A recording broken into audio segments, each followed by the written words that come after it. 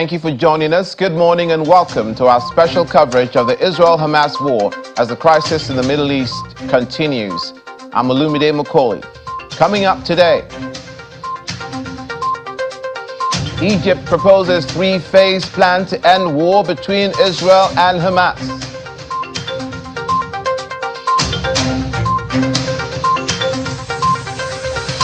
Iran accuses Israel of killing senior commander in Syria airstrike. Plus, Prime Minister Benjamin Netanyahu heckled by families of Hamas hostages as they interrupt Knesset session.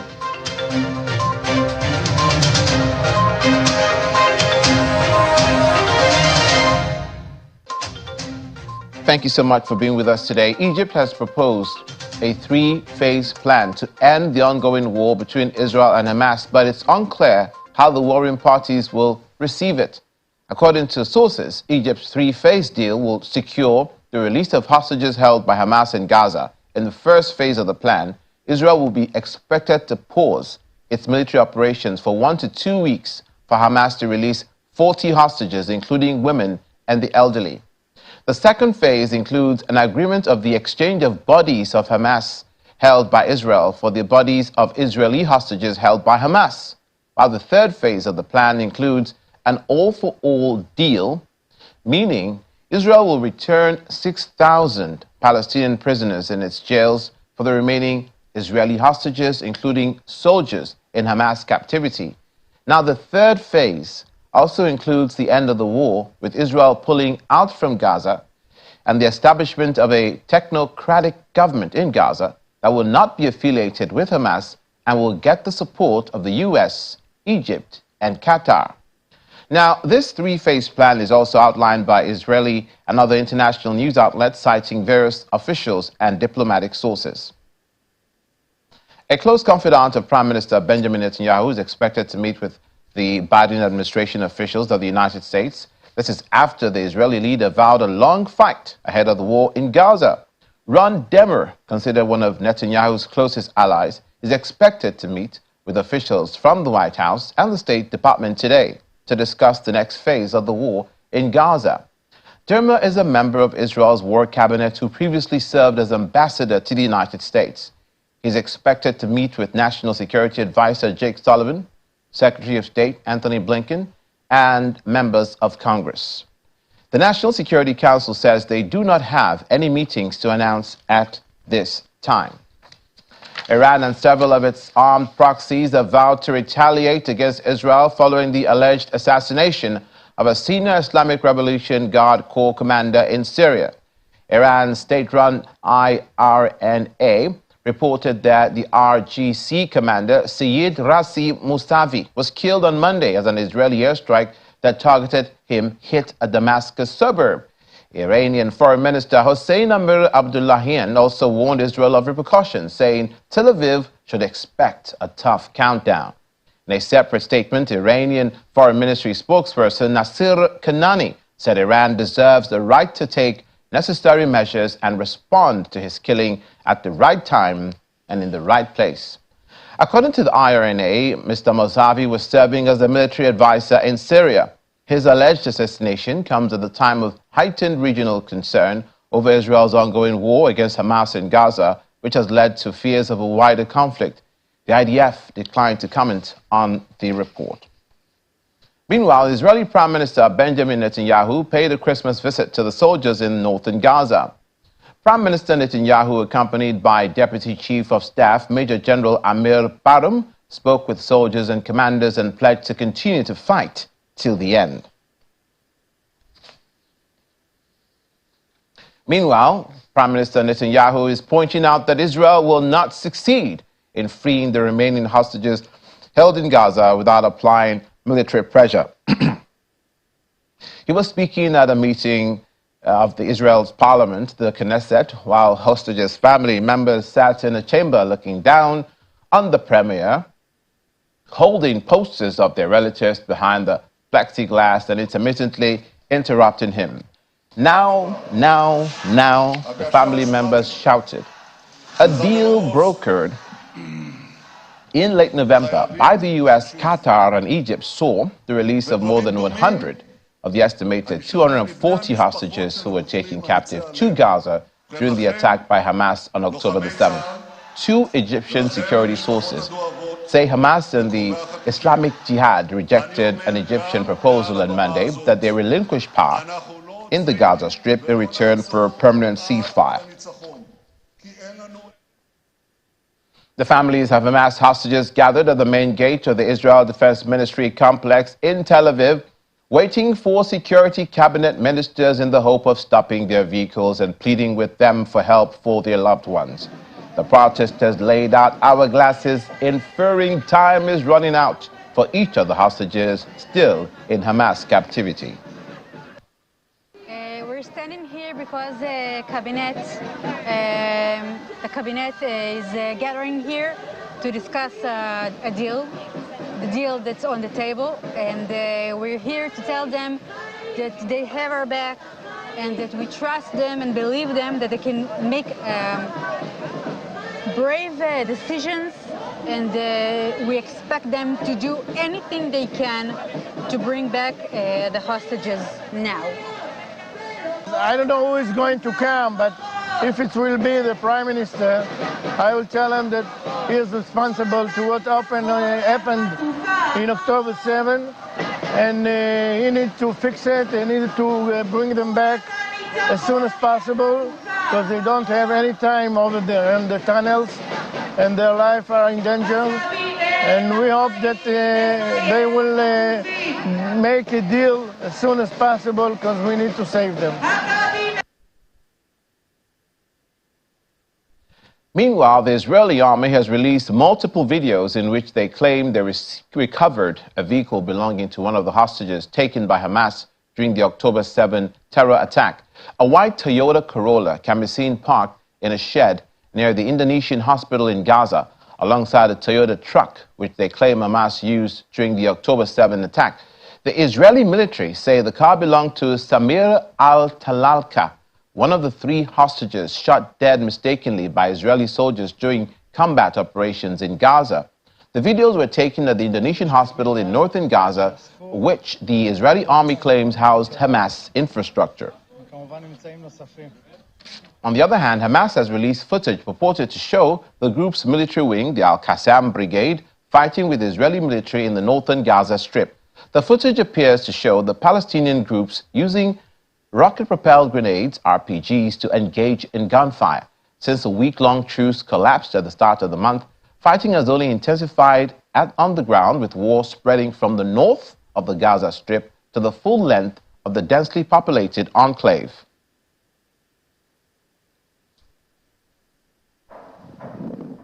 We now turn our attention to a conversation we'll have with a research professor at the University of Johannesburg, Mr. Stephen Friedman. Professor Friedman is speaking to us virtually from Johannesburg. Thank you for joining us, and good morning. Good morning. Now, first, let's begin by you telling us, when the October 7 terror attack happened, how did that strike you? And the retaliation, which continues now by the IDF, how did that hit you? Well, I think the first thing to say about what happened on October the 7th is that I'm against all forms of violence, but you need to be aware that this was the result of a situation in which there was a 16-year blockade of Gaza, in which a democratic election in Gaza, the result was simply overturned and ignored, in which throughout the world, the expression of the Palestinian side of the story was increasingly silenced by a variety of pressure.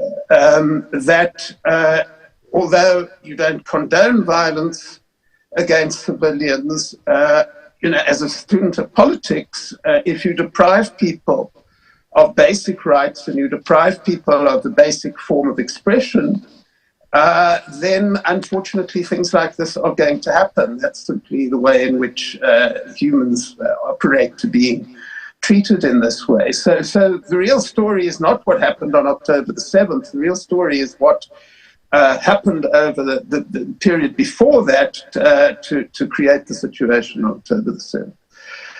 As far as what has happened since then, it has become increasingly clear that what has happened since then has very little to do with what Hamas did on October the 7th. No rational adult can believe that thousands of children were responsible for what Hamas did, that Christians trying to pray in churches in Gaza were responsible for what Hamas did. That 1.8 million people who've now been displaced from their homes were responsible for what Hamas did. So what you have here is either collective punishment. In other words, you punish an entire group of people for what some people have done. Or what has happened on October the 7th is used as an excuse to do what Israeli politicians were saying before October the 7th they wanted to do anyway, which is to remove Palestinians from Gaza, a process which is known, of course, as ethnic cleansing. Now, Egypt has presented a three-phase plan of intervention to end the war in phases. And the first one speaks of the return, the ceasefire to happen for about 2 weeks and for the return of 40 hostages. We can infer that the presence of Ismail Haniyeh, one of the leaders of Hamas in Egypt recently, formed possibly part of the consultations that the Egyptians made in arriving at this conclusion. Do you think, and we can go through the proposals, that in the first place, this proposal by Egypt will go down well with the Israelis? Well, judging, I think what goes down well with the Israelis, what doesn't, really depends on what America does. If America continues to do what it's been doing up to now, which is providing political cover for the Israelis and supplying them with weapons, then the Israelis are not going to accept any kind of compromise. Their prime minister has said that the war will continue.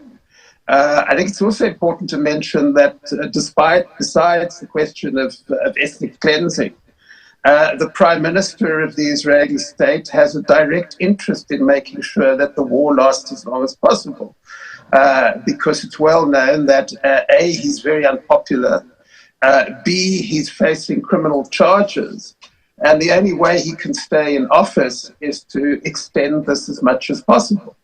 So he is going to continue this as much as he can, and unless and until the Americans listen not only to world opinion, but to majority opinion in America, because the polls tell us that the majority of Americans want a ceasefire, and tell the Israelis that this has to stop, that the killing has to stop. So really, it depends much less on what the Israelis want at this stage than what the Americans want at this stage. And at the moment, the Americans are claiming to be concerned about the loss of life, but they're not doing anything politically to prevent that loss of life. Could you elaborate further on this insinuation that, and part of which I think you've made, that Benjamin Netanyahu wants to cling on to power, irrespective of the well-being of the Israelis themselves because of the political and judicial reform that has occurred recently? Isn't this a man who, I think for the 6th time now, getting the prime ministership or premiership, and saying that he has come as one of his principal reasons to help Israel and secure the security of Israel against Iran? Well, that's there's no evidence to support that at all. Mr. Netanyahu wasn't actually interested in his own hostages until Israeli public opinion forced him to be interested in the hostages.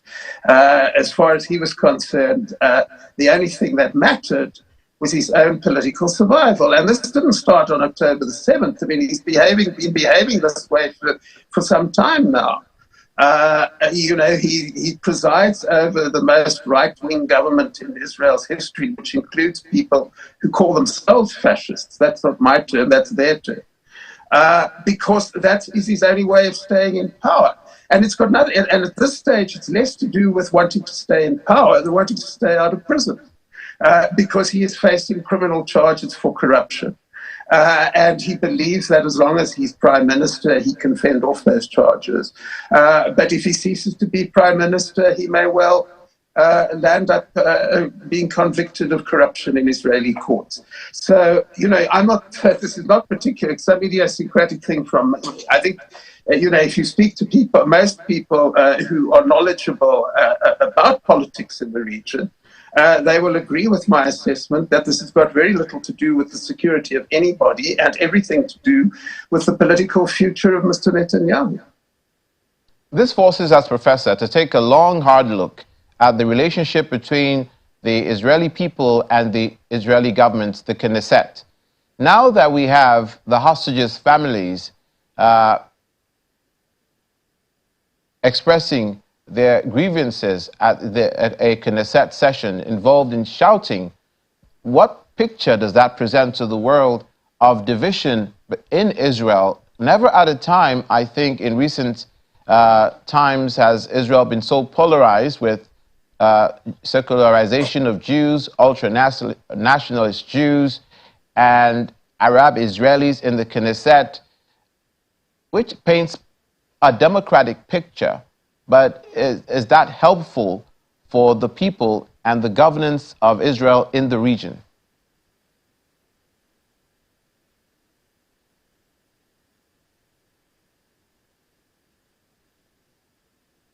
Sorry, you're breaking up. I can't get the end of your question. Okay, my question was, now that Israel is at this juncture where the families of the hostages are protesting the manner in which the Israeli government is going about securing the release of the hostages, does that help the way they're perceived by the world as not being united?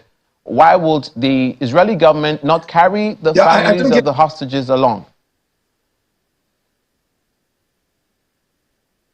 Because, look, first of all, as I said, the priorities of the Israeli government are the political survival of Mr. Netanyahu and driving Palestinians out of Gaza. Anything else is incidental as far as they're concerned. Obviously, the priority of the families of the hostages is to get their loved ones home, as you would expect. And these are clashing priorities, which is why you see the demonstrations you do. And this is also a symptom of a wider fracture in Israeli society, which was very much in evidence before October the 7th. Which is very broadly a division between the religious and the secular. In other words, secular people who do not follow traditional religious law, believe that the religious want to take away their freedoms. Both sides agree on the need to continue dominating Palestinians.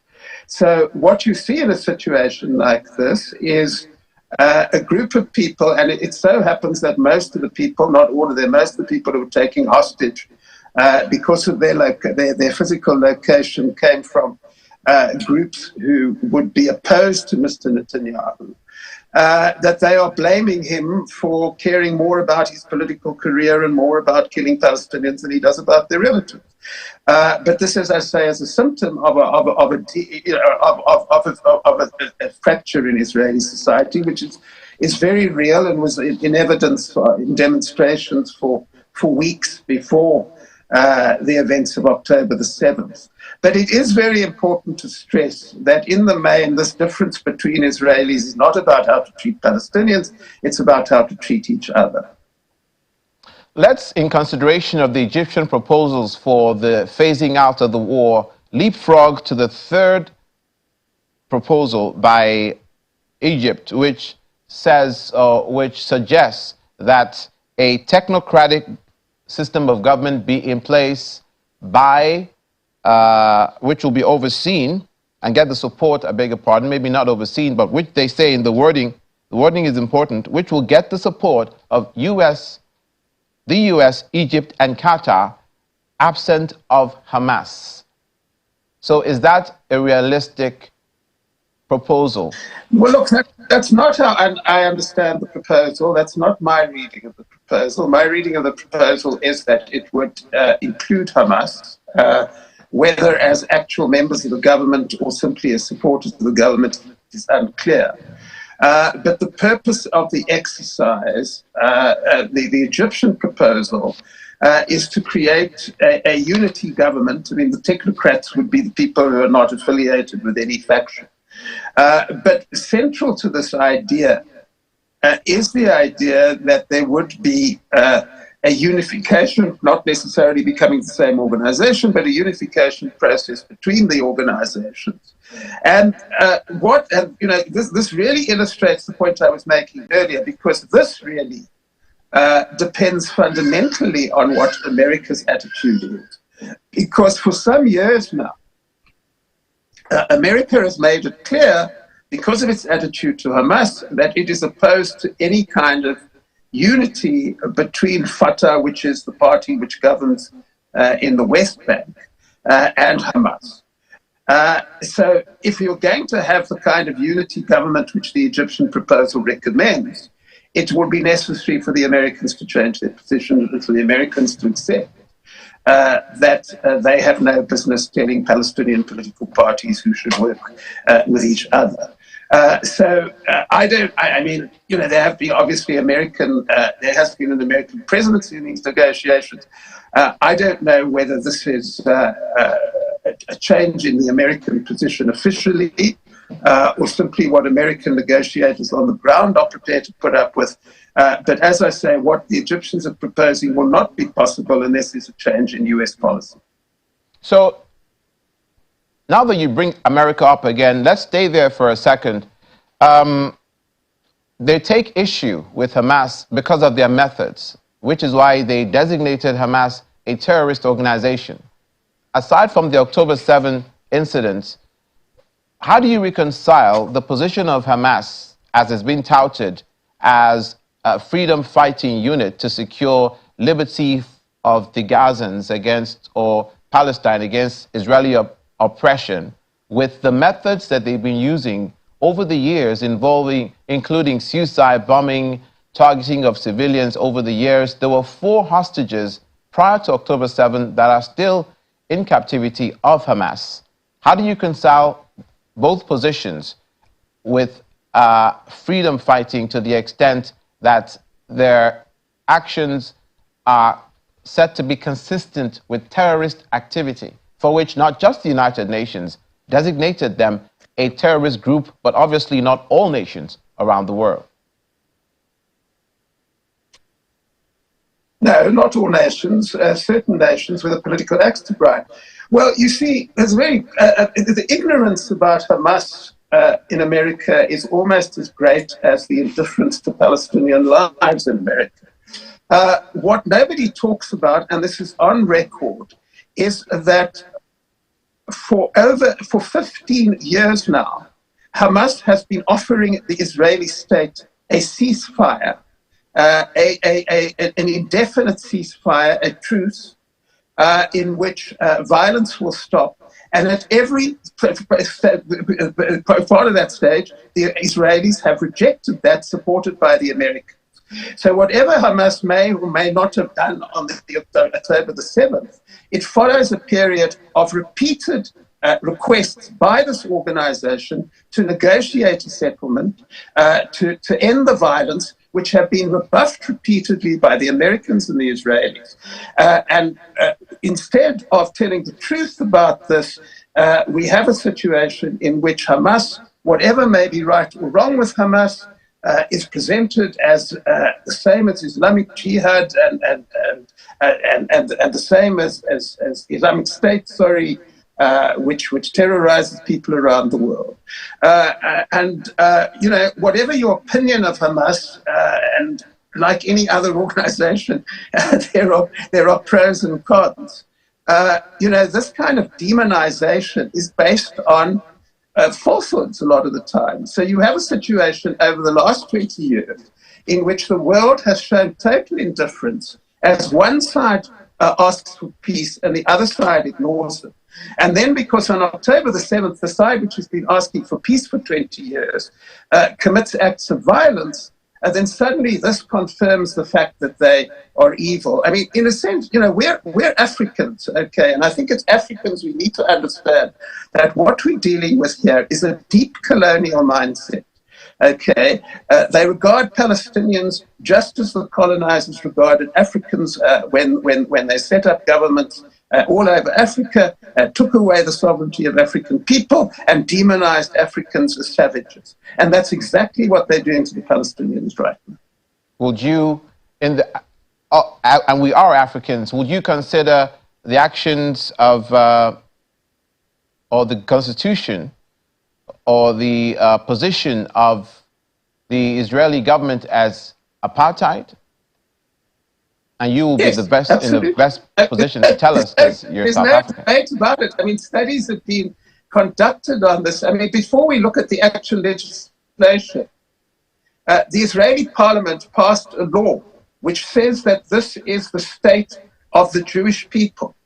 Now, the point is that there are actually other people. It was exactly the equivalent of declaring South Africa the state of white people when most people were black. It's clearly apartheid to say that this state belongs. If the British passed a law saying that Britain's only for white people, we would quite clearly say that's racist. But when the Israelis do it, it's treated as though it's not racist. I mean, beyond that particular example, there are hosts of discriminatory laws directed at Palestinians.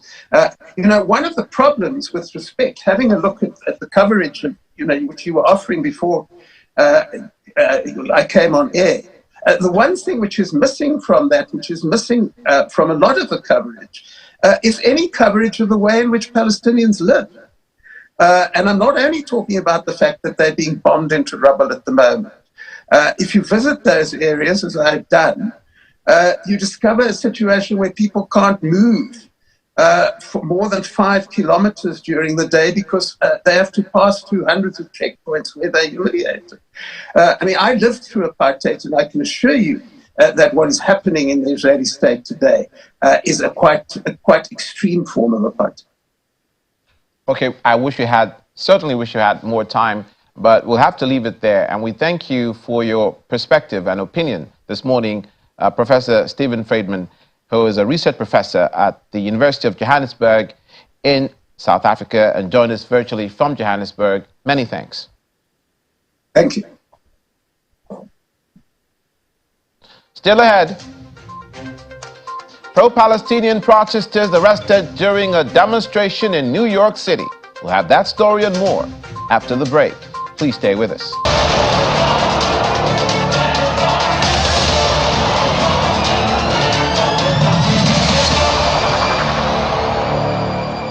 Welcome back. Hundreds of people calling for a ceasefire in the Israel-Gaza and Israel-Hamas war gathered in New York to protest. Footage captured on Christmas Day shows the demonstrators marching along 50th Street in Midtown Manhattan, brandishing flags and displaying various signs advocating for a ceasefire, reading, "All I want for Christmas is a ceasefire now." Eyewitnesses' video also shows protesters pushing and shoving New York City police. According to a spokesperson from the New York Police Department, several individuals were taken into custody during the protest. Additionally, one officer sustained minor injuries. Despite these incidents, the NYPD swiftly brought the situation under control, and the demonstration was successfully dispersed without further escalation. Campaign is anti-Israel and anti-Jewish campaign, as described in their government. Do you think that, do you foresee heavier Iranian involvement in this war between Hamas and Israel? Well, I can tell you that already Iran is one country that has a tendency to develop Iran wants to be like Western countries. While they take decisions to do certain things, they must also be strategic. Because the international community, the international scene now, all countries are watching development in the Middle East. As Iran is also trying to plan to take decisions, if they have to be strategic and tactical, their interest is supreme. They cannot, I do not foresee a situation where Iran will come out or support an all-out war against Israel for now. Let me tell you that today, if you check the maritime domain that Iran has been accused of sponsoring missiles against civilian ships, commercial ships in the Red Sea or along that stretch, you will find out that Iran has denied involvement in such, meaning Iran is also seeking some form of protection from international community. You know, the maritime domain is not controlled by a particular country. And if you look at the stretch of the Suez Canal, the Red Sea, and of course, that stretch of the maritime domain, it is not only one country that controls it. America today has mobilized about 20 nations or 20 countries of the world to defend that maritime domain. And Iran, of course, knows the implication for such alliance to be formed. So I do not think in any material particular that Iran, knowing where the world is now, will be able to come with an all-out war. What I think Iran will do, like you know that an Israeli ally, the ally of Israel, which is America, they have a military infrastructure in the Middle East. They can decide to do same thing by attacking such infrastructure wherever they are found. But that for Iran to come out for a full-scale war against Israel, I so doubt it that it will happen in that manner. Is Israel prioritizing their military campaign over the lives of the hostages? Yes, I agree. Israel is prioritizing, and I can also see them from the beginning of the war up to now, they are recalibrating their strategy and tactics. Because if they don't, if you look at the fallout after the killing of the 3 hostages, one of them waving Israeli flag, you should also know that morale is part of morale back home.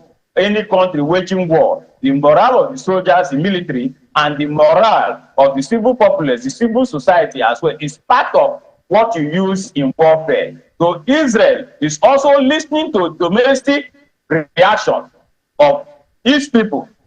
What are the people saying? What is the public opinion? The public majority of the Israelis want the living captives to return to Israel. So for the military engaging Hamas, they have to be tactical, they have to be careful, but it can backfire back home if they are not careful to return Israelis who are living in captivity back to their homeland. So the military high command knows this very well, and that is why Israel is being careful and trying to recalibrate their bombardment of Gaza, either in town units, in Wada Gaza, and other places like the Rafah area where they are targeting. They are northern Gaza even. They are also trying to be strategic and careful so that they don't continue to kill their own. And for civilian casualty, you know, America has been preaching, America has been on Israel to ensure that they protect civilians who are not combatants in this hostility. So Israel is also trying as much as possible not to continue to kill civilians who are non-combatants. The only problem there is in this war, and that is why this war is going to stretch longer and longer, is because it's an asymmetrical war, which I have mentioned before. You cannot easily identify your opponent because your opponent will continue to be in a crowd that is more or less civilian population. So that is why this war is difficult. It's a difficult war, and it's going to stretch longer and longer. It may be touching to mention that one of the soldiers who was mistakenly killed, or rather one of the Israelis who was mistakenly killed by the Israeli soldiers when they had escaped from Hamas, the mother of that soldier, that Israeli, sent a message to the IDF, the Israeli Defense Forces, that she doesn't hold them, she doesn't blame them for what happened, and encourage them to continue in the fight against Hamas, and not blaming them at all for the death of her son at their hands. But for a post-war Gaza and West Bank, let me say Gaza now, do you foresee Israel acquiescing to this Egyptian proposal of a technocratic government that has the support of the US, of Qatar, and Egypt, devoid of Hamas, but without mentioning whether it will be militarized or not, which is one of the bones of contention of the Israelis? Well, there will be several options on the table. And one of the things I know for sure that Israel will not easily acquiesce or give in is the security and military status of Gaza after the war. It is very important. If you look at what Israel, the discovery of Israel during this ground operation in Gaza, Israel's defense, its own security is very important in the circumstance thereof. Any discussion that does not define and give a role to the IDF or Israeli government to know what will happen after the war, I doubt if Israel would easily accept such proposition. But what I know about what is happening, there should be a proposition. Then several amendments can also come. Because if you stop discussion, if you stop diplomacy, then you have stopped the war. Diplomacy must continue. There must be consensus building so that they can get to a middle point where all parties to the situation can agree. But one thing I know that Israel, one point very clear in this war, given their objective, is that Israel will find it extremely difficult to accept any post-war situation or status or arrangement, howsoever, that excludes the Israeli military in taking charge of the security of Gaza and West Bank. And that is one area I know that is also part of the problem of the two-state solution. Security, because of the irregular boundary. Look at the location of Gaza Strip. Look at the location of West Bank, Israel in the middle. So what you will find, security is key in whatever discussion that is going to bring about peace between the Israelis and Palestinians. So the proposition by Egypt, yes, should be commenced, but I know in between there will be several amendments for them to arrive at the point. But as it were, with its current draft, I don't think it will be acceptable to the Israelis. Thank you so much. Even the objective of the war. Wow. When it does rain, it does pour. We pray that there is a way out in this crisis that leaves justice served at the end of the day. We thank you so much for your contribution and insight this morning, Mr. Ikunyi Awaji Ubani, International Affairs Analyst, who joined us from Port Harcourt. Many thanks. Thank you so much, and I pray at the end of the war there is what is called transitional justice, post-war transitional justice, so that wrongs committed against those who ordinarily ought not to suffer such wrongs can be righted by the international community. Thank you so much. That sounds just about right. Thank you so much, sir. Coming up,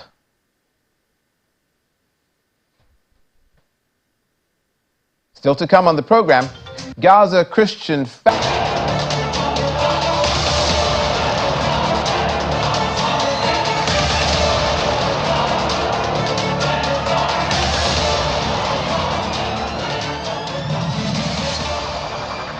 Welcome to the final stretch of the program this morning. Gym goers at a Tel Aviv gym take part in special workouts to commemorate Israel's fallen soldiers. They do this every Friday, and the last one was no different when members of the CrossFit White City Gym gave it their all during their hero workout, as they call it. Gal Meir Ezinkat, who is 25 years of age, was among hundreds of thousands of military reservists mobilized for an Israel offensive in response to the October 7 cross-border killing and kidnapping spree by Hamas. A commando, he was killed on December the 7th in the Enclave's north, where Israeli forces are battling Hamas in a handful of holdout districts after overrunning Gaza City last month. Hamas says he was killed by a bomb rigged to a guerrilla tunnel in the district of Tal al-Zatar. He was the son of Israeli War Cabinet Minister Gadi Eisenkot.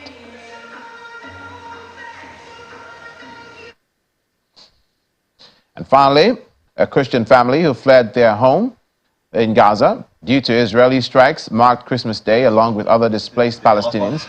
The Saba family gathered around a bonfire together with their Muslim friends who are also sheltering in a house in southern Gaza. This year, the family says they didn't put up a Christmas tree and haven't been able to go to church to pray. 3 weeks ago, the Saba family fled their house in Gaza only with a few belongings and headed south.